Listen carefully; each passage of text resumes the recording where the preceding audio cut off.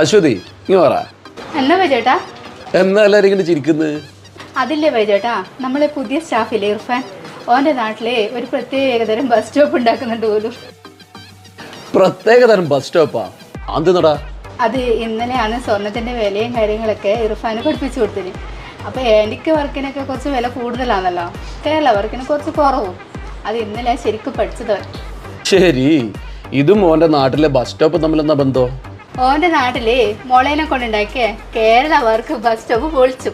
ഇപ്പൊ അവിടെ ആന്റിക്കിന്റെ ടൈൽസ് ഇട്ട ബസ് സ്റ്റോപ്പ് ഉണ്ടാക്കുന്നുണ്ട് പോലും. എല്ലാവരും ആന്റിക്കിന്റെ ബസ് സ്റ്റോപ്പിന്റെ പണിക്കൂലി എത്രയാ?